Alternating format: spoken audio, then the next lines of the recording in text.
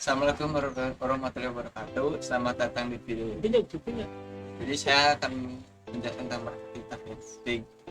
Mantap sukses melalui market targeting. Saya Reko Muhammad Zaki. Kita akan membahas langkah penting dalam pemasaran, yaitu market targeting. Teman-teman, selanjutnya setelah pemasaran mengetahui segmen-segmen yang tersedia dalam sebuah pasar, maka langkah selanjutnya adalah membidik dan memilih sasaran. Selanjutnya setelah pemasaran mengetahui segmen-segmen yang tersedia dalam sebuah pasar, maka lanjutnya adalah membidik dan memilih sasaran, atau dalam istilah pemasaran pemilihan pasar sasaran kerap disebut dengan market targeting. Market targeting adalah proses pengevaluasian segmentasi dan pemfokusan strategi pemasaran pada sebuah negara, provinsi, atau sekelompok orang yang memiliki potensi untuk memberikan ekspor. Target pasar dapat juga diartikan sebagai kegiatan yang berisi dan menilai serta memilih satu atau lebih segmen pasar yang akan dimasuki oleh suatu perusahaan. Alasan yang paling masuk akal untuk menjelaskan penting pemilihan pasar sasaran adalah agar perusahaan dapat memfokuskan seluruh sumber daya pemasaran hanya pada satu atau lebih pasar sasaran yang terpilih. Perusahaan harus menyadari bahwa para pelanggan membuat perusahaan tidak akan mampu melayani semua konsumen. Maka perlu dilakukan pemilihan siapa konsumen yang dilayani untuk saat ini. Sebelum memutuskan pemilihan pasar sasaran, maka sebaiknya perusahaan mengevaluasi terlebih dahulu segmen-segmen yang diamati sehingga mampu mengambil keputusan dengan penuh pertimbangan. Terdapat 5 faktor yang perlu diperhatikan sebelum menetapkan target pasar, yaitu ukuran segmen, perkiraan besarnya atau ukuran segmen yang akan dituju merupakan faktor penting untuk memutuskan apakah segmen pasar tersebut cukup berharga untuk ditindak lanjuti. Perusahaan yang besar akan memilih segmen dengan volume penjualan besar dan menghindari segmen kecil, dan sebaliknya. 2. Pertumbuhan segmen. Walaupun ukuran segmen saat ini kecil, bukan tidak mungkin akan berkembang atau diharapkan dapat berkembang untuk masa datang. Harus dilakukan untuk mencapai segmen tersebut. Suatu segmen yang tidak cocok dengan kegiatan pemasaran perusahaan seharusnya tidak dikejar. Yang keempat, kesesuaian dengan tujuan dan sumber-sumber atau kemampuan perusahaan. Target yang dituju haruslah sesuai dengan tujuan dan sumber-sumber atau kemampuan yang dimiliki perusahaan. Yang kelima, posisi persaingan suatu segmen mungkin mempunyai ukuran dan pertumbuhan yang baik, tetapi mempunyai potensi lemah dalam hal laba. Lebih sedikit persaingan lebih akurat, atau menariklah segmen tersebut untuk dimasuki. Beberapa pendapat lainnya menjelaskan juga terkait prosesi evaluasi terhadap daya tarik segmen pasar dapat dilakukan dengan menggunakan 9 kriteria yang dapat dikelompokkan menjadi 3 faktor utama, yaitu 1. Ukuran dan potensi pertumbuhan segmen. Meskipun segmen yang besar dan berkembang pesat kelihatannya lebih menarik, ukuran segmen dan potensi pertumbuhan yang cocok bagi setiap perusahaan harus disesuaikan dengan sumber daya dan kapabilitas organisasi. Nah, jarang sumber daya organisasi seperti ketersediaan tenaga ahli, dana, jumlah gerai distribusi, dan seterusnya menjadi kendala bagi upaya perusahaan untuk bersaing dalam pasar yang tingkat pertumbuhannya besar. Yang kedua, karakteristik struktural segmen. Struktural segmen terdiri atas kompetisi, kejenuhan segmen, protektabilitas, dan risiko lingkungan. Perusahaan wajib mencermati intensitas dan dinamika persaingan yang berkaitan dengan hambatan masuk, hambatan keluar, ancaman pendatang baru, tekanan dari produk dan atau jasa disubstitusi, kekuatan tawar-menawar pemasok, dan kekuatan tawar-menawar konsumen. Perusahaan juga perlu menilai apakah cara persaingan sudah ada saat ini telah melayani semua kemungkinan segmen yang ada ataukah masih tersedia potensial dalam pasar yang dapat dimasuki perusahaan. Selain itu, yang dapat tak kalah pentingnya pula adalah mengidentifikasi berbagai aspek risiko, seperti risiko bahwa inovasi dan temuan perusahaan tidak terproteksi dengan hak cipta dan paten, serta risiko akan terjadinya perubahan lingkungan. Yang ketiga, kesesuaian antar produk dan pasar.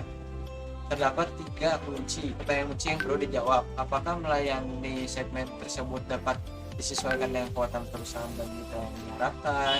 Yang kedua, adakah sinergi yang didapatkan dan dari melayani segmen tersebut? Yang ketiga, dapatkah perusahaan menetapkan harga produk sedemikian rupa sehingga memperoleh tingkat margin dan return on investment atau ROI sebagaimana diharapkan.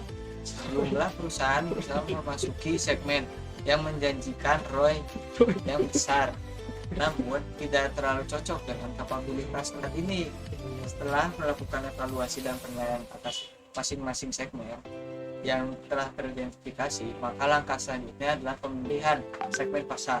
Perusahaan bisa saja memilih satu, lebih dari satu, bahkan semua segmen. Hal ini sangat bergantung pada lingkup usaha perusahaan tersebut serta besaran modal kerja yang dimiliki.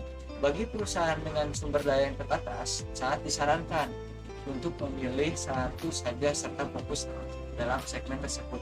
Namun bagi perusahaan yang memiliki kapasitas dan sumber daya yang besar, maka silakan saja untuk mengambil semua segmen yang tersedia. Dalam pemilihan segmen pasar, setiap perusahaan perlu mempertimbangkan 5 alternatif pola seleksi pasar sasaran.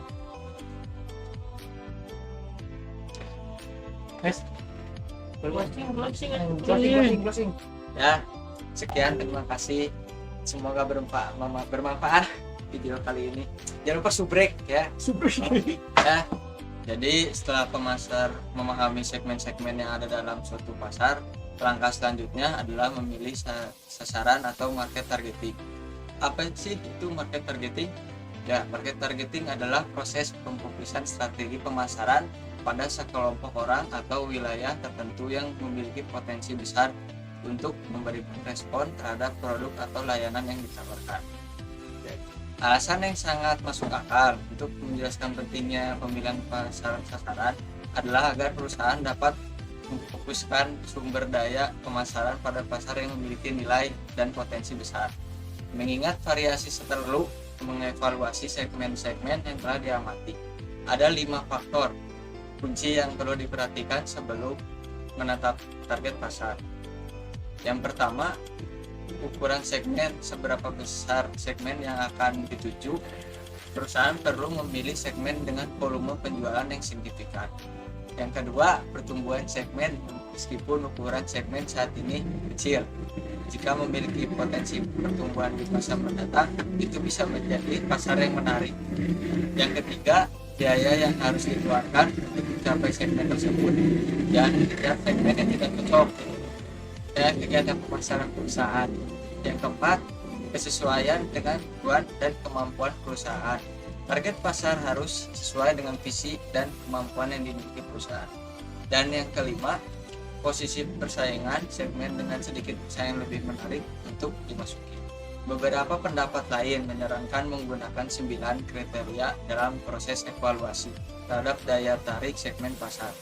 Ini terbagi menjadi 3 faktor utama, yaitu yang pertama, ukuran dan potensi pertumbuhan segmen. Meskipun besar dan berkembang pesat kelihatannya menarik, perusahaan harus menyesuaikan dengan sumber daya dan kapabilitas organisasi. Yang kedua, karakteristik struktural segmen. Struktur segmen melibatkan kompetisi, kejenuhan, protektabilitas, dan risiko lingkungan.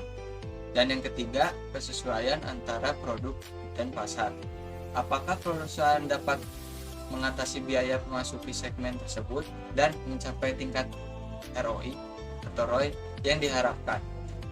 Nah, setelah melakukan evaluasi, langkah selanjutnya adalah pemilihan segmen pasar. Perusahaan bisa memilih satu, lebih dari satu, atau semua tergantung pada lingkup usaha dan sumber daya yang dimiliki. Dalam pemilihan segmen pasar, perusahaan perlu mempertimbangkan 5 alternatif pola seleksi pasar sasaran. Bagi perusahaan dengan sumber daya terbatas, disarankan untuk memilih satu segmen dan fokus sepenuhnya. Dan itu dia pembahasan kita mengenai market targeting. Terima kasih telah menonton video ini dan menatap sukses melalui. Saya Reva Muhammad Zaki dan sampai jumpa di video berikutnya. Tetap fokus dan sukses.